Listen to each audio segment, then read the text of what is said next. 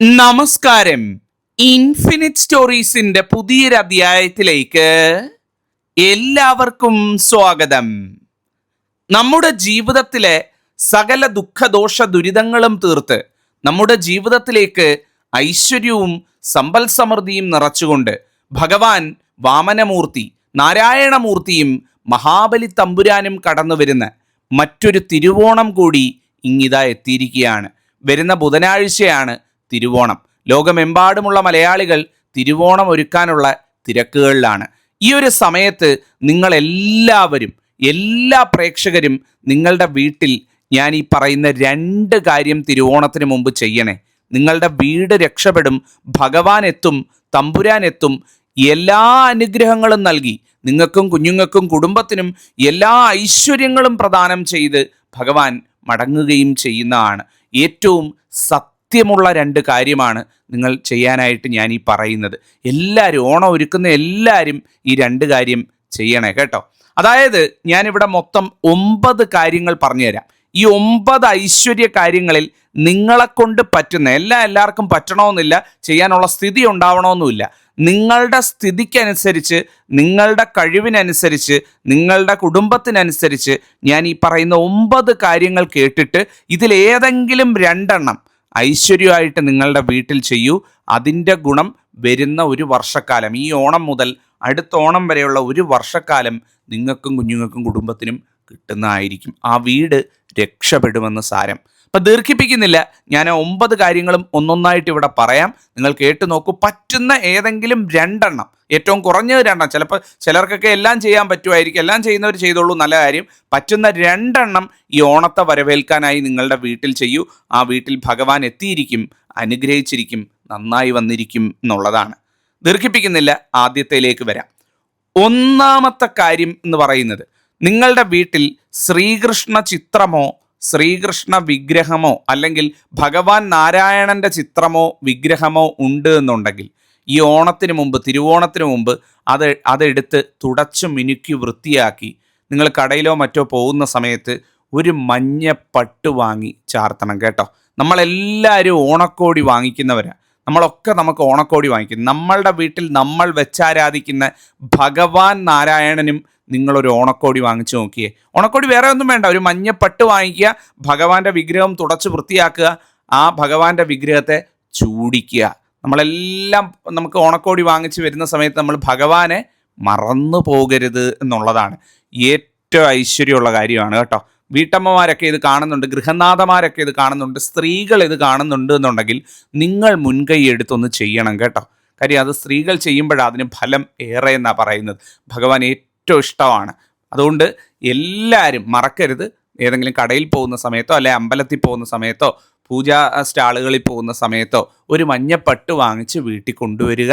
ആ കൃഷ്ണ വിഗ്രഹം അല്ലെങ്കിൽ ചിത്രം തുടച്ച് വൃത്തിയാക്കി തിരുവോണം ദിവസം രാവിലെ വിളക്ക് കത്തിക്കുന്ന സമയത്ത് ആ മഞ്ഞപ്പട്ട് ചാർത്തി ആ ഭഗവാന് കോടി സമർപ്പിച്ച്, ചിലപ്പോൾ ചിത്രമാണെങ്കിൽ നമുക്ക് ചാർത്താൻ പറ്റത്തില്ല, അതിന് മുന്നിൽ സമർപ്പിക്കുകയുള്ളൂ. അപ്പം മഞ്ഞപ്പട്ട് 1 രൂപ നാണയം കൂടെ ഭഗവാന്റെ ചിത്രത്തിന് മുന്നിൽ സമർപ്പിച്ച് അവിടെ നിന്ന് വിളക്ക് തൊഴുക. ഏറ്റവും ചൈതന്യമായിരിക്കും എന്നാണ് പറയുന്നത്. ഏറ്റവും ചൈതന്യമുള്ള കാര്യമാണ്. നമ്മളൊക്കെ ഓണക്കോടി വാങ്ങിക്കുമ്പം ഭഗവാനെ മറന്നു പോകരുത്. ചെയ്തു നോക്കൂ. അതിൻ്റെ മാറ്റം വരുന്ന ഒരു വർഷത്തിൽ നിങ്ങൾ തിരിച്ചറിയും. അടുത്ത വർഷം നിങ്ങളത് വന്ന് പറയും, തിരുമേനി അത് ചെയ്ത് ജീവിതത്തിൽ ഒരുപാട് ഐശ്വര്യങ്ങളുണ്ടായി, ഒരുപാട് നേട്ടങ്ങളുണ്ടായി എന്നുള്ളത് നിങ്ങൾ അനുഭവിച്ചറിയും. ഏറ്റവും സത്യമുള്ള കാര്യമാണ്. ഇതാണ് ഒന്നാമത്തെ കാര്യം എന്ന് പറയുന്നത്. 2ാമത്തെ കാര്യം എന്ന് പറയുന്നത്, നിങ്ങളുടെ വീട്ടിലെ അടുക്കളയിൽ, നിങ്ങളുടെ വീടിൻ്റെ അടുക്കളയുണ്ടല്ലോ, അടുക്കളയിൽ ഞാൻ ഈ പറയുന്ന 3 പാത്രങ്ങൾ നിങ്ങളെല്ലാവരും ശ്രദ്ധിക്കണം കേട്ടോ. ഏതാണ് 3 പാത്രങ്ങൾ എന്ന് പറയുന്നത്? മഹാലക്ഷ്മി വസിക്കുന്ന 108 വീട്ടുസ്ഥാനങ്ങളിൽ 3 ഏറ്റവും പ്രധാനപ്പെട്ട സ്ഥാനങ്ങളാണ് നമ്മളുടെ അരിപ്പാത്രം, മഞ്ഞൾ പാത്രം, ഉപ്പുപാത്രം. ഇത് 3ഉം തുടച്ച് വൃത്തിയാക്കി ഭംഗിയായിട്ട് അരഭാഗത്തിന് മുകളിൽ നിറച്ചു വെക്കണം. ഒരു വീട്ടിലും ഉപ്പ് പറ്ററുതിയായി തിരുവോണ ദിവസം ഇരിക്കാൻ പാടില്ല, അരി പറ്ററുതിയായി തിരുവോണ ദിവസം ഇരിക്കാൻ പാടില്ല, മഞ്ഞൾ പറ്ററുതിയായി ഇരിക്കാൻ പാടില്ല. മറ്റേത് വസ്തുക്കൾ നിറച്ചില്ലെങ്കിലും അരഭാഗത്ത്, ചിലപ്പം വാങ്ങി വെച്ചിട്ടുണ്ടായും പൊട്ടിച്ചിട്ടിട്ടുണ്ടാവില്ല ആ പാത്രത്തിൽ, മനസ്സിലാവുന്നില്ലേ? വാങ്ങിയൊക്കെ വെച്ചിട്ടുണ്ടാവും, പാത്രത്തിലുണ്ടാവില്ല. പക്ഷേ അരഭാഗത്തിന് മുകളിൽ ഒരു കുപ്പിയാണ് അല്ലെ ഒരു പാട്ടയാണ് എന്നുണ്ടെങ്കിൽ അതിൻ്റെ അരഭാഗത്തിന് മുകളിൽ മഞ്ഞൾ, ഉപ്പ്, അതുപോലെ തന്നെ അരിപ്പാത്രമാണെങ്കിൽ അരിപ്പാത്രത്തിൻ്റെ അരഭാഗത്തിന് മുകളിൽ അരി ഉണ്ടായിരിക്കണം എന്നുള്ളതാണ്. ഇത് സമൃദ്ധിയുടെ ലക്ഷണമാണ്, ഐശ്വര്യ ലക്ഷണമാണ്. തിരുവോണത്തെ വരവേൽക്കാൻ നമ്മൾ ഒരുങ്ങുന്ന സമയത്ത് നമ്മൾ 1000 കാര്യങ്ങൾ വാങ്ങിക്കും. ഈ 3 പാത്രങ്ങൾ ഒഴിഞ്ഞിരിക്കുകയാണെന്നുണ്ടെങ്കിൽ ഒന്നിനും ഒരു ഫലമില്ലാതായി പോകും എന്നുള്ളതാണ്. എല്ലാവരും ഒന്ന് നോക്കണേ. നിങ്ങളുടെയൊക്കെ വീട്ടിലുണ്ടാവും, പക്ഷേ ശ്രദ്ധിച്ചിട്ടുണ്ടാവില്ല. ചിലപ്പോൾ ഇത് കാലിയായിരിക്കും. തിരുവോണ ദിവസം രാവിലെ ആരംഭിക്കുമ്പോൾ ഈ 3 പാത്രങ്ങളും ഒരഭാഗം അല്ലെ നിറച്ച് വെക്കാൻ പറ്റുമെങ്കിൽ നിറച്ച് വെച്ചേക്കുക. ഏറ്റവും ഐശ്വര്യമുള്ള കാര്യമാണ്. ഇതാണ് രണ്ടാമത്തെ കാര്യം എന്ന് പറയുന്നത്. മൂന്നാമത്തെ കാര്യം എന്ന് പറയുന്നത്, വീട്ടിൽ പൂജാമുറിയുള്ളവർ, വീട്ടിൽ ഭഗവാന്റെ ഭഗവതിമാരുടെയൊക്കെ ചിത്രങ്ങൾ വെച്ച് വിളക്ക് കത്തിക്കുന്നവർ, ആ ചിത്രങ്ങളെല്ലാം ഒന്ന് തുടച്ച് മിനുക്കണം കേട്ടോ.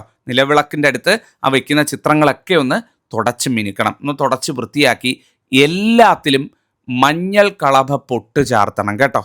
എല്ലാത്തിലും മഞ്ഞളും കളഭവും ചാലിച്ച് പൊട്ടി ചാർത്തണം. ക്ഷേത്രത്തിൽ നിന്ന് കൊണ്ടുവന്നിരിക്കുന്ന കളഭം ചന്ദനവും ഒക്കെ വീട്ടിലുണ്ടാകും, അതെടുക്കുക. കുറച്ച് മഞ്ഞൾ പ്രസാദം ഉള്ളവരാണെങ്കിൽ മഞ്ഞൾ പ്രസാദം എടുത്തോളൂ. 1-2 കൂടെ ചാലിച്ചിട്ട് ഈശ്വര ചിത്രങ്ങൾ ഏതൊക്കെ വെച്ചിട്ടുണ്ടോ അതിനെല്ലാം ഉത്രാടത്തിൻ്റെ അന്നോ പൂരാടത്തിൻ്റെ അന്നോ ഒന്ന് പൊട്ടുകുത്തുക. എല്ലാം തുടച്ച് വൃത്തിയാക്കി മിനുക്കി ഐശ്വര്യം. ചിലപ്പോൾ നമ്മൾ വീടെല്ലാം ഒരുക്കും, ചുറ്റുവട്ടം എല്ലാം ഒരുക്കും, വീടെല്ലാം വൃത്തിയാക്കി പരിസരം എല്ലാം വൃത്തിയാക്കും, പൂജാമുറിയിലെ ചിത്രം മാത്രം പൊടി പിടിച്ചിരിക്കും. അപ്പോൾ അത് പാടില്ല. അത് നമുക്ക് മൂദേവിയാണ്. നമ്മളെല്ലാം ചെയ്തിട്ട് അവസാനം പ്രധാനപ്പെട്ട കാര്യം ചെയ്യാതിരിക്കുന്ന പോലെ. പൂജാമുറിയിലെ ചിത്രങ്ങളെല്ലാം ഒന്ന് തുടച്ച് മിനുക്കി ഐശ്വര്യമായിട്ട് ആ ചിത്രത്തിൻ്റെ ഓരോ ചിത്രത്തിൻ്റെയും മുഖഭാഗത്ത്, തിരുനെറ്റി ഭാഗത്ത്, അല്ലെങ്കിൽ അതിൻ്റെ മധ്യഭാഗത്ത്, അല്ലെങ്കിൽ അതിൻ്റെ തലഭാഗത്ത് ഐശ്വര്യമായിട്ട് കളഭവും മഞ്ഞളും ചാലിച്ച് പൊട്ടുകുത്തുക. ഏറ്റവും ഐശ്വര്യമായിട്ടുള്ള കാര്യമാണ്, എല്ലാവരും ചെയ്യണം കേട്ടോ. അതിൻ്റെ ഐശ്വര്യം ആ വീടിനുണ്ടാകും. അവിടെ മഹാലക്ഷ്മി വിളങ്ങും, മൂദേവി ഇറങ്ങിപ്പോകും. ഈ ഓണം ഐശ്വര്യ ഓണമായി തീരുകയും ചെയ്യുന്നതാണ്. ഇതാണ് മൂന്നാമത്തെ കാര്യം എന്ന് പറയുന്നത്. അടുത്തത് 4-മത്തെ കാര്യം എന്ന് പറയുന്നത്, എല്ലാവരും ശ്രദ്ധിക്കണം. ഞാൻ ഈ പറയുന്ന 2 കാര്യങ്ങളിൽ ഏതെങ്കിലും ഒരെണ്ണം നിങ്ങൾക്ക് വീട്ടിൽ വാങ്ങിച്ചു കൊണ്ടുവന്ന് വരാമെന്നുണ്ടെങ്കിൽ, തിരുവോണ ദിവസം കൊണ്ടുവന്ന് അതിന് മുന്നിൽ വിളക്ക് കത്തിക്കാവുന്നുണ്ടെങ്കിൽ ഏറ്റവും ഗംഭീരമായിട്ടോ. അല്ലെ പൂജാമുറിയൊക്കെ ഉള്ളവരാണ് പൂജാമുറിയിലേക്ക് വാങ്ങുന്നതും ഏറ്റവും ശുഭമാണ്. സംഭവം മറ്റൊന്നുമല്ല, കാമധേനു ചിത്രം. ഈ ചിത്രങ്ങളിൽ കാണിച്ചിട്ടുള്ളതാണ് കാമധേനു ചിത്രം എന്ന് പറയുന്നത്. 1. രണ്ടാമത്തത് ആലിലക്കണ്ണൻ്റെ ചിത്രം. ഭഗവാൻ ആലിലയിൽ ശയിക്കുന്ന മനോഹരമായിട്ടുള്ള ആലിലക്കണ്ണ രൂപം ഏറ്റവും ചൈതന്യമുള്ള കാര്യമാണ്. ഇപ്പം നിങ്ങൾ ഓണത്തിന് സാധനമൊക്കെ വാങ്ങിക്കുന്നുണ്ടെങ്കിൽ ഇതിൽ രണ്ടിലേതെങ്കിലും നിങ്ങൾക്ക് ഇഷ്ടമുള്ളത് വാങ്ങി വെച്ചേക്കൂ. വീട്ടിലില്ലാത്തവർ വാങ്ങി വെച്ചേക്കൂ. തിരുവോണ ദിവസം നിങ്ങൾ വിളക്ക് കത്തിച്ച് പ്രാർത്ഥിക്കുന്ന സമയത്ത് നിങ്ങളുടെ പൂജാമുറി ചിത്രങ്ങളുടെ ഒപ്പം ഈ ഒരു ചിത്രവും കൂടെ വെച്ചിട്ട് വിളക്ക് കത്തിക്കുക. ഇതിൻ്റെ ചിത്രം മാത്രമല്ല, രൂപവും വാങ്ങിക്കാൻ കിട്ടും. രൂപമായിട്ടാണെങ്കിലും കുഴപ്പമില്ല, വാങ്ങിച്ച് അവിടെ വിളക്ക് കത്തിക്കുക. ഇപ്പോൾ വീട്ടിൽ ഒരുപാട് പൂജാമുറി ഒരുക്കങ്ങളൊക്കെ ഉള്ളവരാണ് എന്നുണ്ടെങ്കിൽ നിങ്ങളോട് പ്രത്യേകം പറയുന്നു, പൂജാമുറി ഇല്ലാത്തവരെ ഞാൻ അങ്ങനെ നിർബന്ധിക്കില്ല. പൂജാമുറി ഉള്ളവരാണ് എന്നുണ്ടെങ്കിൽ സാധനമൊക്കെ വാങ്ങാൻ പോകുന്ന സമയത്ത് കാമധേനു ചിത്രം അല്ല എന്നുണ്ടെങ്കിൽ ആലിലക്കണ്ണൻ്റെ ചിത്രം വാങ്ങിക്കൊണ്ടുവന്ന് പൂജാമുറിയിൽ പുതുതായിട്ട് കൊണ്ടുവന്ന് വയ്ക്കുക. ഈ തിരുവോണം മുതൽ അതിൻ്റെ ഒരു ഐശ്വര്യവും ഉയർച്ചയും നിങ്ങളുടെ ജീവിതത്തിൽ താനേ വരും എന്നുള്ളതാണ് ഏറ്റവും സത്യമുള്ള കാര്യം. വീട്ടിൽ മക്കളൊക്കെ ഉണ്ട്, ചെറിയ മക്കളൊക്കെയാണ്, പഠിക്കുന്ന മക്കളൊക്കെയാണെന്നുണ്ടെങ്കിൽ ആലിലക്കണ്ണൻ്റെ ഏറ്റവും നല്ലതായിരിക്കും കേട്ടോ. അതിൻ്റെ ഒരു ഗുണം അവർക്കും കൂടെ ഉള്ളതാണ്. ഏറ്റവും ഐശ്വര്യമായിട്ടുള്ള കാര്യമാണ്. ഇതാണ് 4-മത്തെ കാര്യം എന്ന് പറയുന്നത്. അടുത്തത് 5-മത്തെ കാര്യം എന്ന് പറയുന്നത്, ഈ ഒരു തിരുവോണത്തിന് സാധനം വാങ്ങാൻ പോകുന്ന എല്ലാവരും ഒരല്പം തേൻ വാങ്ങി അടുക്കളയിൽ വെക്കണം കേട്ടോ. സമൃദ്ധിയുടെ ഏറ്റവും നല്ല ലക്ഷണമാണ് അടുക്കളയിൽ ഒരു പാത്രമെങ്കിലും തേൻ ഉണ്ടാവുക എന്ന് പറയുന്നത്. പലരും ഒരു ശ്രദ്ധിക്കത്തില്ല. സാധാരണ സാധനം വാങ്ങാൻ പോകുമ്പം തേനൊക്കെ ഉണ്ടാകും, പക്ഷെ വാങ്ങില്ല. എപ്പോഴും ഒരു അടുക്കളയായി കഴിഞ്ഞു കഴിഞ്ഞാൽ ഒരു സമൃദ്ധ ലക്ഷണമാണ് ഈ തേനെന്ന് പറയുന്നത്. ആ സമൃദ്ധി ആകർഷിക്കാനുള്ളൊരു കഴിവുണ്ടെന്നാണ് നമ്മുടെ പല ഗ്രന്ഥങ്ങളും പറയുന്നത്. അപ്പോൾ ഏറ്റവും ഒരു ഐശ്വര്യമുള്ളൊരു കാര്യമാണ് ഈ തേൻ വാങ്ങി വെക്കുക എന്ന് പറയുന്നത്. ഒരു ചെറിയ പാത്രം, ഒരുപാടൊന്നും വാങ്ങണമെന്നില്ല, ചെറിയൊരു പാത്രം മതി, അല്ലെ ഒരു ചെറിയൊരു കുമ്പിൾ മതി, അല്ലെങ്കിൽ നിങ്ങൾക്ക് കുപ്പിയായിട്ട് വാങ്ങാൻ കിട്ടുന്നതാണ് ചെറിയൊരു കുപ്പി, ഏറ്റവും ചെറിയ കുപ്പിയായാലും മതി. പക്ഷെ കുറച്ച് തേനെങ്കിലും അടുക്കളയിൽ വെച്ചിരിക്കണം എന്നുള്ളതാണ് ഏറ്റവും സമൃദ്ധമായിട്ടുള്ള ഒരു ലക്ഷണമാണ്. ഇതാണ് മറ്റൊരു കാര്യം. അപ്പം പറ്റുന്നവരൊക്കെ സാധനം വാങ്ങാൻ പോകുന്നവരൊക്കെ ഓണത്തിന് കാര്യങ്ങളൊക്കെ വാങ്ങുന്നവർ ഒരു ചെറിയ കുപ്പി അല്ലെങ്കിൽ ഒരു ചെറിയ പാത്രം തേൻ കൂടി വാങ്ങി അടുക്കളയിൽ വെക്കുക. അടുത്തത് എന്ന് പറയുന്നത്, തിരുവോണ ദിവസം നിങ്ങൾ അമ്പലത്തിലൊക്കെ പോവുകയോ അല്ലെ പുറത്തൊക്കെ പോവുകയോ ഒക്കെ ചെയ്യുന്നുണ്ടെങ്കിൽ തിരുവോണ ദിവസം രാത്രി തീരുന്നതിന് മുമ്പ് മയിൽപ്പീലി വാങ്ങിക്കൊണ്ടുവന്ന് നിങ്ങളുടെ വീട്ടിലോ പൂജാമുറിയിലോ വീടിൻ്റെ ഹാളിലോ വെക്കുക.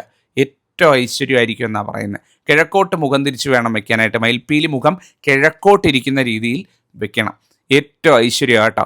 വീട്ടിൽ ശ്രീകൃഷ്ണ ചിത്രം വിഗ്രഹമൊക്കെ ഉണ്ടെങ്കിൽ അതിൻ്റെ പിൻഭാഗത്തായിട്ട് അല്ലെങ്കിൽ ഭഗവാനെ അലങ്കരിക്കുന്ന രീതിയിൽ മയിൽപ്പീലി വാങ്ങി തിരുവോണം നാളിൽ വരുന്നതും ഏറ്റവും ഉചിതമാണ്. തിരുവോണ ദിവസം പുറത്ത് പോകുന്നവർ തന്നെ ആവണമെന്നില്ല. തലേന്നൊക്കെ പോകുമ്പോഴായാലും വാങ്ങിക്കൊണ്ട് വരിക. തിരുവോണ ദിവസം അത് വെച്ച് അലങ്കരിച്ച് വീട്ടിൽ ഭഗവാനെ വിളക്ക് കത്തിക്കുന്നതും ഏറ്റവും ഐശ്വര്യമായിട്ടുള്ള കാര്യമാണ്.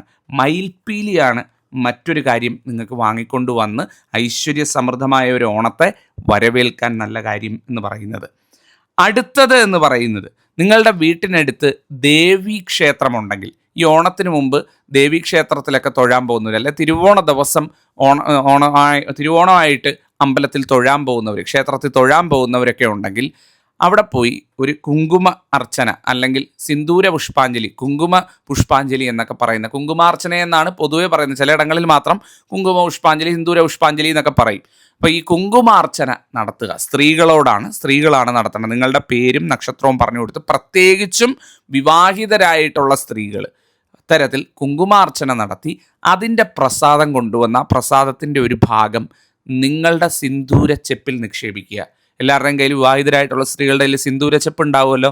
ആ സിന്ദൂരച്ചെപ്പിൽ കുങ്കുമാർച്ചന നടത്തി അതിൻ്റെ പ്രസാദം സ്വീകരിച്ച് അതിൻ്റെ ഒരു ഭാഗം മൊത്തമായിട്ട് വെക്കണമെങ്കിൽ മൊത്തമായിട്ട് വെക്കുക. അതല്ല, അതിൻ്റെ ഒരു ഭാഗം വേണം. ചിലപ്പം നിറവ്യത്യാസമൊക്കെ ഉള്ളത് കൊണ്ട് മൊത്തമായിട്ട് വെക്കാനായിട്ട് ചിലർക്ക് ബുദ്ധിമുട്ടായിരിക്കും. അപ്പം അങ്ങനെയാണെന്നുണ്ടെങ്കിൽ അതിൽ നിന്നൊരു ചെറിയൊരു ഭാഗം എടുത്ത് അതിലോട്ടൊന്ന് ലയിപ്പിക്കുക അല്ലെങ്കിൽ അതിൽ നിക്ഷേപിക്കുക. നിങ്ങളുടെ സിന്ദൂരച്ചെപ്പിൽ കുങ്കുമാർച്ചന നടത്തി തിരുവോണ നാളിൽ അല്ലെങ്കിൽ തിരുവോണം അടുത്ത് നിൽക്കുന്ന ഈ ഒരു സമയത്ത്, ഈ ചിങ്ങമാസത്തിൽ ചെയ്യുന്നത് ഏറ്റവും ഗംഭീരമായിട്ടുള്ള കാര്യമാണ്. ഐശ്വര്യങ്ങളെല്ലാം വരും. ആ സ്ത്രീയെ സംബന്ധിച്ചിടത്തോളം മഹാലക്ഷ്മിയായി തീരും. സകല ഐശ്വര്യങ്ങളും ദീർഘായുസ്സും ആയുരാരോഗ്യ സൗഖ്യവും ദീർഘസുമംഗലി യോഗവുമൊക്കെ ആ സ്ത്രീയെ സംബന്ധിച്ചിടത്തോളം വന്നു ചേരുന്നതാണ്. വിവാഹിതരായിട്ടുള്ള സ്ത്രീകൾ, അമ്മമാരൊക്കെ ഉണ്ട് എന്നുണ്ടെങ്കിൽ തീർച്ചയായിട്ടും ഈ ഒരു കാര്യം മറന്നു പോകാതെ എല്ലാവരും ചെയ്യണം. അതിൻ്റെ ഐശ്വര്യം കിട്ടിയിരിക്കും എന്നുള്ളതാണ്. അടുത്ത ഒരു പ്രധാനപ്പെട്ട കാര്യം എന്ന് പറയുന്നത്, എല്ലാവരും കേൾക്കണം, വീട്ടിൽ നിലവിളക്ക് കൃത്യമായിട്ട് പുളിയിട്ട് തേച്ച് മിനുക്കി മാത്രമേ തിരുവോണ ദിവസം വിളക്ക് കത്തിക്കാൻ പാടുള്ളൂ കേട്ടോ. വിട്ടുപോകരുത്. വീട്ടിലെ നിലവിളക്ക്, കിണ്ടി, വിളക്കിന് ഉപയോഗിക്കുന്ന താലം, മറ്റു കാര്യങ്ങളൊക്കെ തേച്ച് മിനുക്കി പുളിയിട്ട് വെട്ടിത്തിളങ്ങുന്ന രീതിയിൽ വേണം നമ്മൾ തിരുവോണ ദിവസം. ഒരിക്കലും അഴുക്കോ അല്ലെങ്കിൽ ഈ തീക്കറയോ കാര്യങ്ങളോ ഒന്നും ഉള്ള രീതിയിൽ, കരി പിടിച്ചിരിക്കുന്ന ഒരവസ്ഥയിൽ അല്ലെ പൊടി പിടിച്ചിരിക്കുന്ന ഒരവസ്ഥയിൽ തിരുവോണ ദിവസം നിലവിളക്ക് കത്തിക്കേണ്ടി വരരുത്. ഇപ്പോഴേ എല്ലാവരും നിലവിളക്ക് തേച്ച് മിനുക്കി പുളിയൊക്കെ ഇട്ടൊന്ന് തേച്ച് മിനുക്കി ഭംഗിയാക്കി വെക്കുക. തിരുവോണ ദിവസം ആ നിലവിളക്കിൻ്റെ നാളം വിളക്കിലടിച്ച് ആ വെട്ടിത്തിളങ്ങുന്ന പ്രഭ എന്ന് പറഞ്ഞു കഴിഞ്ഞാൽ അത് മഹാലക്ഷ്മി പ്രഭയാണ്. ആ മഹാലക്ഷ്മി ചൈതന്യം നിങ്ങൾക്കും കുടുംബത്തിനും കിട്ടുകയും ചെയ്യുന്നതാണ്. എല്ലാവരും ചെയ്യണം കേട്ടോ, വിട്ടുകളയരുത്. അതുപോലെ തന്നെ ഏറ്റവും അവസാനത്തെ കാര്യം, 9ാമത്തെ കാര്യം എന്ന് പറയുന്നത്, തിരുവോണത്തെ വരവേൽക്കാനായി വീടും പരിസരവും ഒരുങ്ങുക എന്നുള്ളതാണ്. അതിൽ തന്നെ ഏറ്റവും പ്രധാനപ്പെട്ടതാണ് വീടിൻ്റെ മുറ്റത്ത്, തിരുമുറ്റം ഉണ്ടാവുമല്ലോ, വീടിൻ്റെ മുൻഭാഗം, തിരുമുറ്റത്ത് ഞാൻ ഈ പറയുന്ന 3 കാര്യങ്ങളിൽ ഏതെങ്കിലും ഒന്ന് തളിക്കുക. ഒന്ന്, ചാണകവെള്ളം തളിക്കാം. അത് പറ്റുന്നില്ല എന്നുണ്ടെങ്കിൽ മഞ്ഞൾ ഒരു പാത്രത്തിൽ കലക്കി മഞ്ഞൾ ജലം മുറ്റത്തെല്ലാം തളിക്കാം. തിരുവോണത്തെ ഉത്തരാട ദിവസമേ ചെയ്തു വെക്കണം. അതെല്ലാം മഞ്ഞളെല്ലാം വൈകുന്നേരം അല്ലെ രാത്രിയിൽ തളിച്ച് വൃത്തിയാക്കി രാവിലെ ഭഗവാൻ എത്തുന്ന ഒരു ചൈതന്യമായിട്ട് ഐശ്വര്യമായിട്ട് എത്താനായി എല്ലാം ഒരുക്കി വെക്കണം. അതുമല്ല എന്നുണ്ടെങ്കിൽ പനിനീർ ജലം ഉണ്ടെന്നുണ്ടെങ്കിൽ, റോസ് വാട്ടർ അഥവാ പനിനീർ ജലം ഉണ്ടെന്നുണ്ടെങ്കിൽ അതായാലും തളിച്ചാൽ മതി. ഈ 3 ജലത്തിൽ ഏതെങ്കിലും ഒന്നുകിൽ ചാണകവെള്ളം തളിക്കുക, അല്ലെങ്കിൽ നിങ്ങൾക്ക് മഞ്ഞൾ ജലം, ഏറ്റവും ഉത്തമമാണ് മഞ്ഞൾ ജലം, മഹാലക്ഷ്മിയാണ്, എല്ലാ മൂദേവിയും പോകും, എല്ലാ ദോഷങ്ങളും തീരും. മഞ്ഞൾ ജലം തളിക്കുക. 3ാമത്തേന്ന് പറയുന്നത് പനിനീർ ജലം. ഇതിലേതെങ്കിലും ഒരെണ്ണം വീട്ടുമുറ്റത്ത് തളിക്കണം. വീടിൻ്റെ പ്രധാന വാതിൽ നിന്ന് പുറത്തേക്ക് ഇറങ്ങുന്ന തിരുമുറ്റം, നിങ്ങളുടെ വഴി വരെയുള്ള സ്ഥലം, അതായത് വീടിൻ്റെ ഗേറ്റ് വഴിയിലേക്ക് ഇറങ്ങുന്ന സ്ഥലം വരെയുള്ള ഭാഗം ഒന്ന് തളിച്ചിടുക. തിരുവോണത്തെ രാവിലെ വരവേൽക്കാൻ ഏറ്റവും ഗംഭീരമായിട്ടുള്ള ഒരുക്കം. വേറെ ഒന്നും ചെയ്യാൻ പറ്റിയില്ലെങ്കിലും ഇതൊന്ന് തളിച്ച് ഐശ്വര്യമാക്കി ഇട്ടേക്കുക. അതിൻ്റെ ഗുണം കിട്ടിയിരിക്കും. ഇതാണ് അവസാനത്തെ കാര്യം. അപ്പം ഞാനിവിടെ ഏകദേശം 8-9 കാര്യം പറഞ്ഞു. ഈ 9 എണ്ണത്തിൽ പറ്റുന്ന 2 എണ്ണം ചെയ്. അതിൻ്റെ ഒരു ഗുണം നിങ്ങൾക്കും കുഞ്ഞുങ്ങൾക്കും കുടുംബത്തിനും കിട്ടും. സർവം ഗംഭീരമായി കിട്ടും. എന്തെങ്കിലും ചോദ്യങ്ങൾ, സംശയങ്ങളുണ്ടെങ്കിൽ ചോദിക്കാം. ജഗദീശ്വരനെ അനുഗ്രഹിക്കട്ടെ. നന്നായിരിക്കട്ടെ, നന്നായി വരട്ടെ. നന്ദി, നമസ്കാരം.